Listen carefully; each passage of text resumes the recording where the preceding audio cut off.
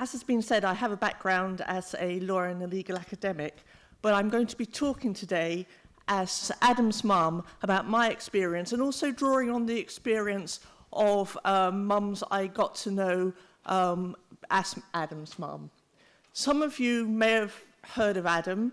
He gained considerable fame because he won multiple awards for his poetry writing and his blog writing, including a much coveted gold Blue Peter badge, which we could never take into the hospital because doctors always used to tell us how they wanted one and used to hope that Adam would give it to them. He also, at the age of just 10, won a Brit Award for his writing. He wrote a Christmas song about gibbons delivering Christmas presents around the world, and that was set to music by somebody who's gone on to actually be a Hollywood musician, writing music in Hollywood. But that Adam's lyrics got to #2 in the charts, which meant that he even appeared on TV in Australia and Fiji, and you Googled him, you found him in all sorts of weird and wonderful newspapers. You may have heard of the Independent Happy List, which the Independent on Sunday produces as a counterbalance to the Sunday Times Rich List. They listed Adam as one of the people in the UK who brought the UK the most happiness. He also was voted by senior people within the NHS as one of the Health Service Journal's patient leaders. A blog he wrote about his care, which sets out what makes good care and what makes bad care, has had over 150 hits on his blog. It's included in many medical schools, both in US and the UK's reading lists, and it's actually listed as in the British Library Index. But I want to really build on what both Tracy and Suzanne have said and talk about what I think helped Adam to achieve this. Adam acquired cerebral palsy shortly after his birth, and despite this, he achieved all this. He went on to mainstream school, and he was always at the top of his class in school.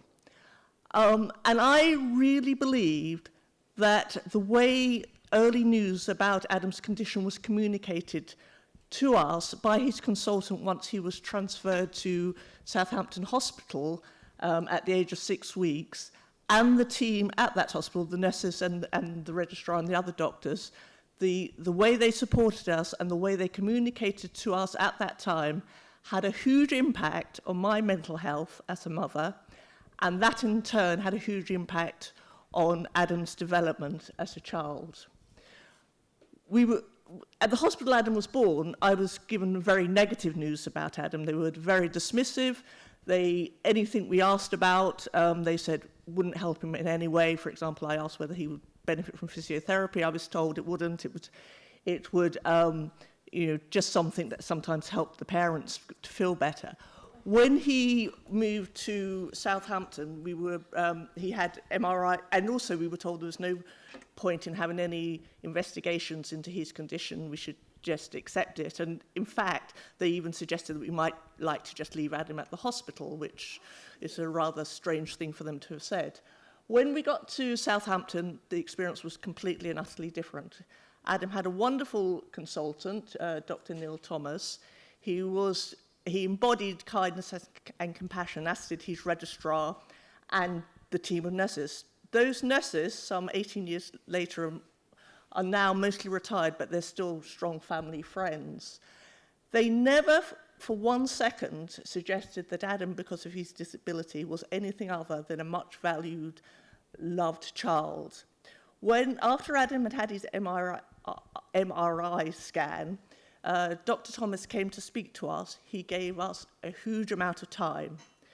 He told us about Adam.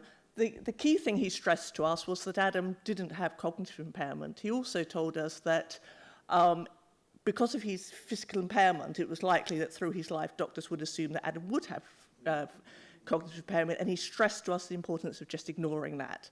He stressed the importance of treating Adam just the way we would any other child. to love him, to cherish him, to read him books, to give him opportunities, which we went on to do. He gave us time. He then came back later to answer questions. He gave us his contact details. This was reinforced by the nurses around him, who also treated Adam as a much-loved, adored child. And what was really noticeable, because Adam went on, because we moved around the country to have care in lots of other hospitals, what really stood out was that they supported us all and loved and cherished the whole family. They didn't see their job as looking after the child. They saw their job as supporting the whole family. But also, I think the key thing was that Dr. Thomas, and this comes back to what Suzanne was saying about providing information. He not only told us about what he knew, he told us that to a large extent there were things that weren't known, and it was impossible in Adam's case to predict his outcome. But he stressed that the more positive and the more we did with Adam, the more he would achieve. But also he told us the parameters. He told us really the worst case scenario. Now, maybe some people might think, should you be telling a parent that? Does that just worry or concern a parent? But then we saw the benefit of that when we moved. When Adam was 18 months old, we moved to Edinburgh because of family reasons. And there Adam went to a nursery where he was in a nursery with 12 children, all who had severe cerebral palsy. Now, it was very interesting over the years. Those children grew up with Adam, and when they were 2, 3, those children, like Adam, were bright, sparky children in the nursery. What was interesting is over the years, as Adam grew in confidence, grew in ability, grew to be an active member in his community, those other children withdrew more and more and more. And by the time they were 10, there was a huge difference between them and Adam. Now, in part, yes, I acknowledge, its family background. Adam had the privilege of coming from a socially and economically privileged family and had parents who, had good educational backgrounds, etc., etc. But it was very interesting in later years talking to the mums whose children had been born in Scotland, because their experience of the early messages they had been given were very, very different. They were given those messages by a very kindly doctor, who later went on to become Adam's doctor. But perhaps what was most noticeable was whereas I was told the range of possibilities that could happen, those parents were just given a very simple message, which was, we can't tell you the outcome for your child. They weren't told anything else. And what's very interesting is those mums in later years told me that had a very negative impact on their mental health. Whereas I knew the possibilities for Adam. Every tiny little thing, when he sat for 1 second, I was celebrating, cheering him on. Every little movement he made, every little thing he did, I celebrated with him. Those other mums told me that because they were told that they would have to wait and see, they assumed their children would follow the normal child milestones of development. They told me that each milestone they got to, they felt deeply disappointed. And by the time the child was about 1 or 2, they told me that they got to a stage where they just left the child alone in dark rooms.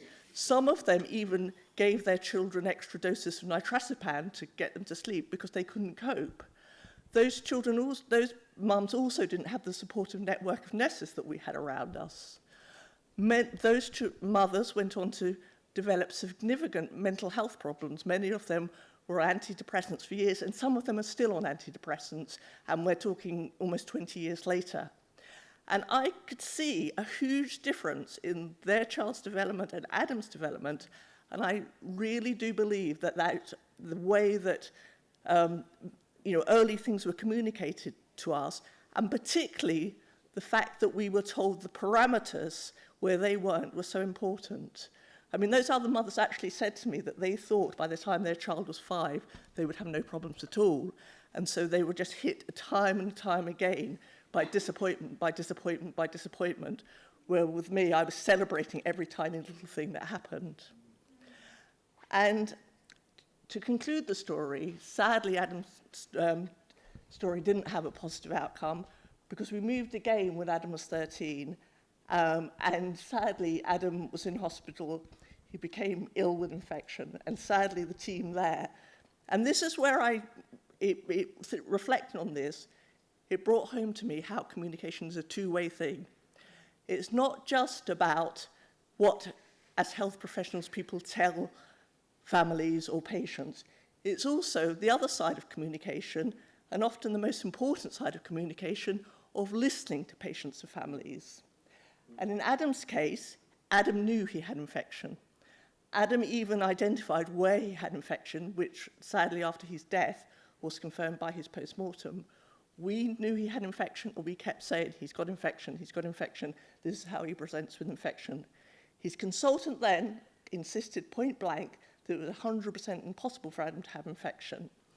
And his communication was so poor that when I politely asked him if he could talk to Adam's previous doctors, he just shouted at me to go back to Scotland.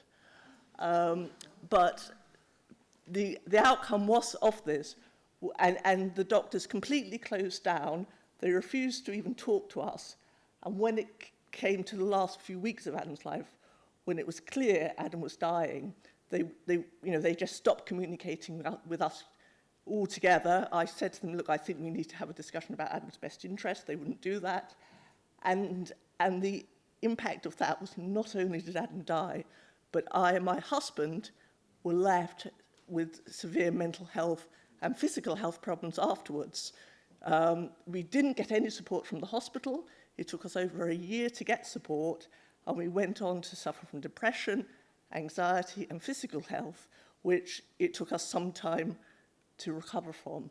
So I think, there are some key messages about the impact of not just on the parent's mental health, but the impact that has on enabling children to flourish and reach their potential. The end of Adam's life was a very sad and, in my view, avoidable outcome, but you can see that he was a child who did flower in just the way that Tracy mentioned. And, I strongly believe that it was through the way things were communicated to us.